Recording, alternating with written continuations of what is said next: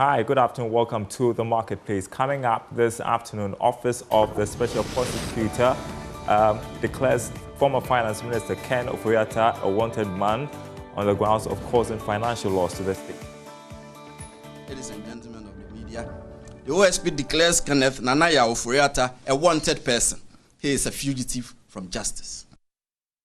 Also coming up, the Finance Ministry sets March 10 as date for the presentation of the budget in Parliament. We've got more on that coming up. Plus, also ahead, more insight into the 2024 KPMG West Africa Banking Industry Customer Experience Survey. We'll be talking about the impact of widespread digital connectivity on e-commerce, digital banking, and social media marketing in Ghana. My name is Darryl Kwao. Details coming up.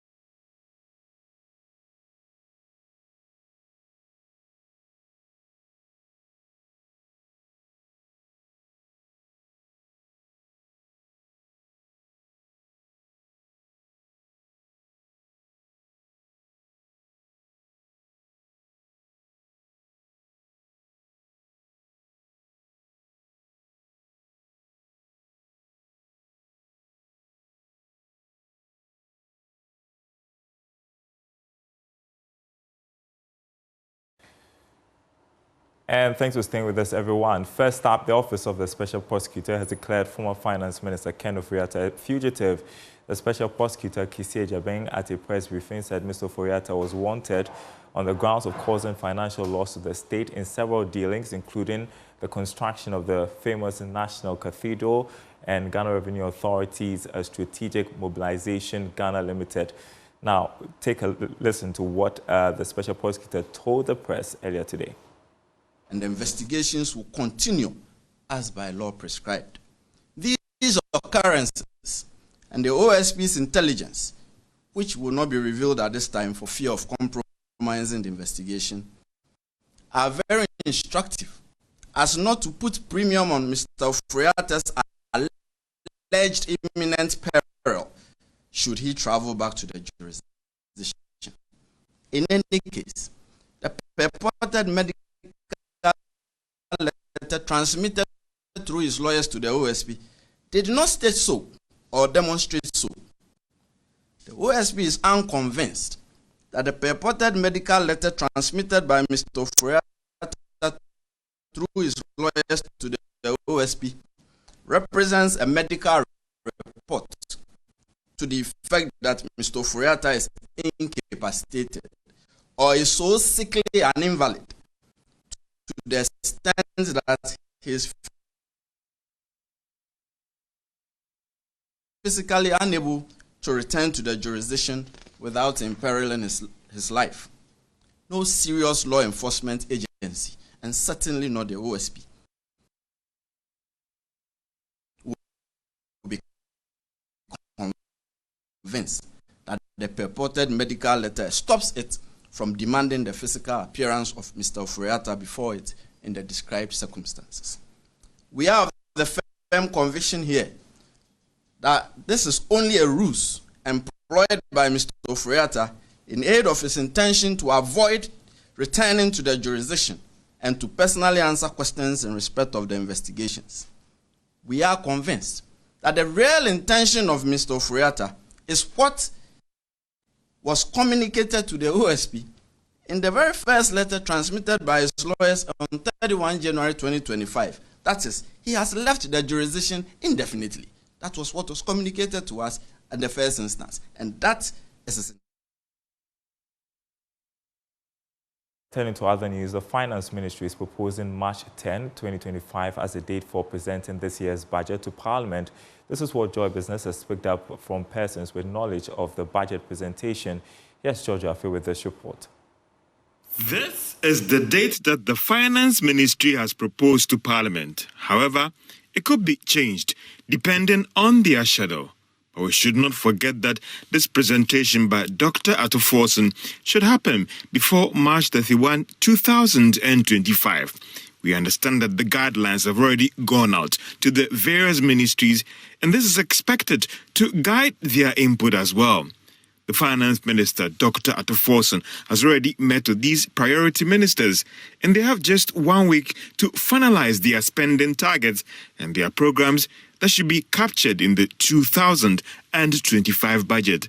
However, one of the major areas that this budget will have to deal with is how to improve revenue mobilization and deal with the more than 10 billion Ghana cedis hole that will be created if government goes ahead to remove some taxes. Government, on the other hand, has maintained that it is hoping to use the 2025 budget to kickstart the process of resetting the economy, as well as creating the required jobs for the youth.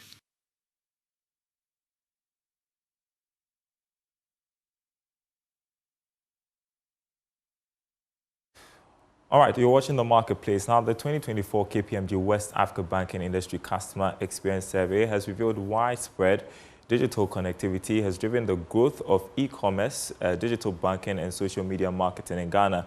This has influenced how Ghanaians discover, evaluate, and purchase products and services in the banking system. Well, joining me with more of this is Anne from KPMG. Yes. Good afternoon. Thank you for joining us in the studio for this discussion. And Bernadette Forson, Manager Strategy and Operation at KPMG Ghana. First off, I want you to give us an overview of this survey and why it is important for the banking industry. Right. So thank you for having me, Daryl. So this is our 5th edition in Ghana and 18th in Nigeria. Mm-hmm. And what happens is that the survey gives the opportunity for customers to have a voice. At the same time, banks are also able to listen to their customers and make improvements based on what customers say. Okay, so tell us a bit more about what you discovered from your survey. Okay, so a lot of things, I would say. What we found is that you see that previously there was a lot of uncertainty because of COVID, and then, of course, the macroeconomic conditions making things tough. So you find that the customer is now very resilient. So they have to find ways to adapt. That's one. Two is that in their personal lives, in terms of the respondents, you find that a lot of people are also now using AI, to study, to do whatever. And of course, it means that their expectations are going to change when it comes to service providers. And it's something that service providers should take note of. What was the methodology? How did you come by the outcomes that we have seen in the report? Okay. So we use our proprietary 6 pillars of customer experience excellence, used globally in KPMG. So I'll just touch on it very briefly. Yeah, talk to us about the 6 pillars. Okay, so we have integrity. Integrity is saying that how do we engender trust? So as a bank, if you say you're going to take 20 CDs every month, it should be 20 CDs. It shouldn't be 100 CDs. We have resolution. Resolution is saying how do we turn a bad experience into a good one? And so customer is complaining, standard is 5 days to get back, but this is an emergency. Are you going to still stick to 5 days? We have expectations, saying that how do you manage and meet expectations? So if you're saying that it takes a month to access a loan, it shouldn't be 6 years or a year. And then we have time and effort. So we are saying how do we minimize friction? So mobile app, it takes me, let's say, 10 steps to send money to a family member. Another has just 3 steps. So how do we make it a frictionless experience? And then we have what we call the human differentiators, and that's personalization. So beyond knowing the person's name, how do you use their transaction history to connect with them? And then lastly, we have empathy. Empathy is putting yourself in the person's shoes. All right. Simple. So, I mean, you said this is a 5th edition, right? Yes. So how does this report and the findings differ from previous editions? Okay, so This time around, again, looking at the macros, you find that we ask customers, whether they're able to save the investment, climate and all that. And we find that people are having to spend more on food, on transportation, not really a lot of capacity to save, as we would like or as they would like. Yeah. Interestingly, one of the outcomes, most people felt that their finances had worsened. Yes, 8 and 10. 2024 compared to other years. Tell us more. Yeah, so like I said, we even looked at the various generations. So millennials, most of them are in the working class. So last year, savings and investments was one of the areas where, top 5 areas where they were putting their money. But this year was overtaken by rent or accommodation. So you'd find that there's a lot of shifts here and there. Yeah. I'm also interested in some of the key factors that customers consider in choosing banks. What experiences are most important to them? Okay, so this year, again, very interesting insight. So last year, 2023. Yeah, we've transitioned. Exactly. So 2023, it was quality of service excellence. In fact, for all the other 4 editions we've done, it's been quality of service excellence. This time around, it's quality of digital experiences, which means that customers are looking at, your mobile app, your internet banking. Do I have to come to the branch for every small activity that I need to embark on? So it means that, banks really need to look at their journeys, their customer journeys, to see how they can make it frictionless as much as possible. Yeah, and one other aspect of the report that is of interest to us is digital banking and mobile money services. We're seeing growth. They are becoming dominant. What is driving this growth that we are seeing? Yes. So firstly, mobile is becoming the center of experience, really. And so you find that, again, we ran a parallel survey, and we found that 24% of the respondents mentioned that they look at their phone every 10 to 15 minutes. That's one. 2, phones are very cheap, whether it's smartphones or feature phones. That's 2. Thirdly, you find that mobile money is very, very convenient. There are agents dotted all over Accra. You can easily access your money. And then, of course, there's interoperability, between the banking system and the mobile money system, payment system. And that really is a plus for customers, both the unbanked or more so for the banked, because they can switch money in between their wallet and their account. What are leading banks doing differently? Okay, so in the retail space, you find that the focus is on channels. Customers want multiple channels, and they want them working. So now it's not enough that you have so many ATMs, so many branches. Are they reliable? Especially for ATMs, whether it's POS, it has to be reliable. And really, there's not much differentiation in the banking industry. So you find that small factors such as these become big factors to customers. Again, for SMEs and corporates, you find that you need to have better collaboration with your customers. A lot of customers complained about, lack of personalization. They need a loan. They've been banking with their bank for multiple years, and, they are told no, or they can't access a certain rate that they would prefer. So definitely a lot of personalization needs to be worked on. All right. Well, finally, I want to talk about your recommendations. Okay. What are the biggest opportunities for Ghanaian banks to improve customer experience and retain customer loyalty? Okay, so I'll touch back on the 6 pillars. And what we realized across all the banking segments, that's retail, SME, and corporate, integrity and personalization were like the bottom 2 across all of that. And I'll get into it. So for the retail customer, what that means is that, they are looking at the cost of maintaining their accounts. It's getting expensive. Clearly, yes, the macros also don't help the banks, but, customers are paying attention to that. They also want accuracy. So once you deduct money from their accounts, make sure that it shows you're not taking more than, you said you will. And then again, around personalization, you find that last year was pretty tough for businesses. So even accessing Forex was difficult. So being able to provide advisory services on how to negotiate the environment would be really, really key. All right. And Bernadette Edu-Forson, Manager Strategy Operation, KPMG Ghana. Yes. Thank you so much for taking some time off your lunch break to come and shed more insight on the KPMG banking industry customer experience. We appreciate your time here on The Marketplace. We are taking a short break. When we come back, we'll be talking tech. Don't go anywhere.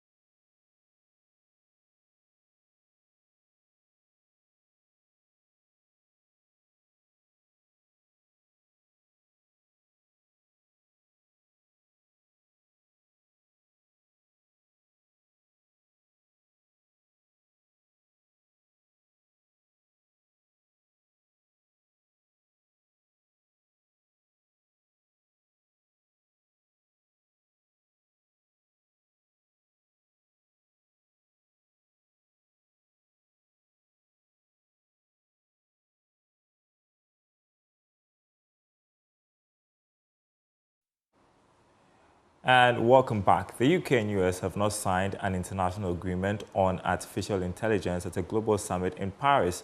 The statement, signed by dozens of countries, including France, China, and India, pledges an open, inclusive, and ethical approach to the technology's development. In a brief statement, the UK government said it had not been able to add its name to it because of concerns about national security and global governance. Earlier, U.S. Vice President J.D. Vance told delegates in Paris that too much regulation of artificial intelligence could kill a transformative industry just as it's taken off. Lead for Eyes of Africa, Henry Kobler, joins me on Zoom to discuss this. Good afternoon to you, Henry. So the AI conference didn't quite deliver the outcome that many expected, did it? Thank you very much, Dara. So it didn't, because it was looking at the big boys putting their signatures to the statements of inclusivity and sustainable artificial intelligence, which generally was looking at having to put in an open, inclusive, and transparent, yet ethical and safe and secured, whilst being trustworthy as well, in terms of taking into consideration all the frameworks for international organizations as well, and also making AI sustainable for people and the planet. I mean, you didn't get US putting their signatures on it, and then you also didn't get the UK also attesting to that framework.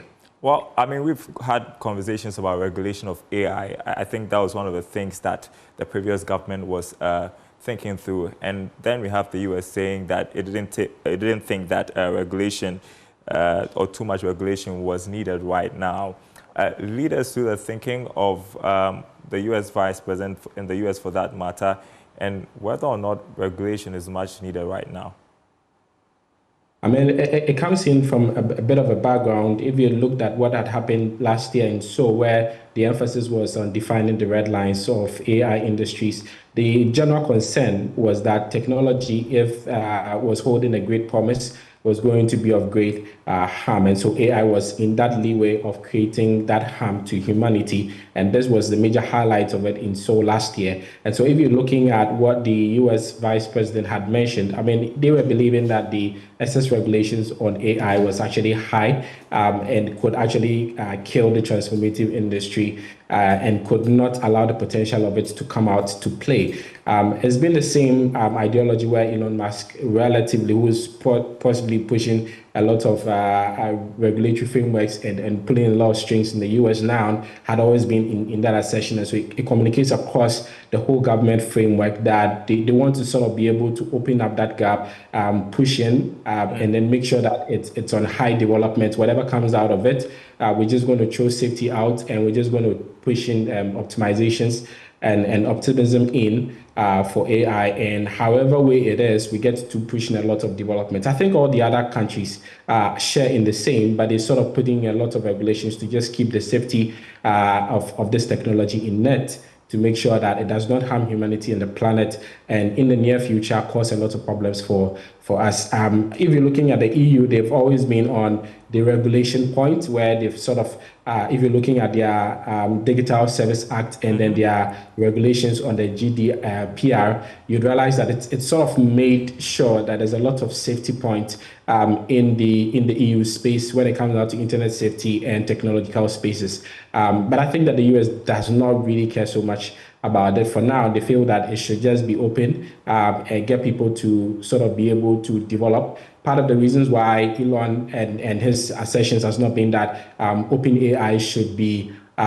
sold and should be paid for. It should be an open technology that people could jump on, pushing a lot of effort into it and go. It's the same thing with China as well. Even looking at what it seeks to do, it's the same thing. But I think the US just does not care about security for now.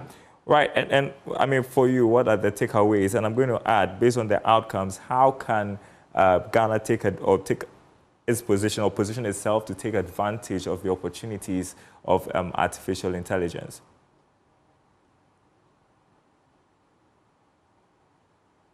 You're still there? I don't think so. Into it. And so I think that we have the human capital. We can just make sure that we're positioning ourselves to take advantage of that. Okay. I want you to repeat that because we missed quite a chunk of it because your feed was frozen a bit. So what did you say again?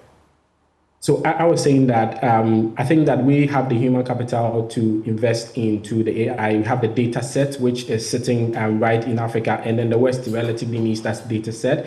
And so we could be taking advantage of that because the data set relatively comes from Africans, and the West would need that. We do not have the finances to invest and build AI infrastructures for now, and so we shouldn't really be thinking about that. France is throwing numbers about 300 billion. And I don't think that we have that kind of finances to put into AI alone. And so we should just focus on building good data sets and throwing them into the AI spaces. All right. Thank you so much, Lead for Eyes of Africa, Henry Kobler. Thank you so much for your time. Good to see you. And that's the Marketplace. Thanks for watching. More news on our website, myjoyonline.com/business. Oh, I see myself there. Right. myjoyonline.com/business. My name is Darryl Carr. Thanks for watching. We'll be back same time tomorrow.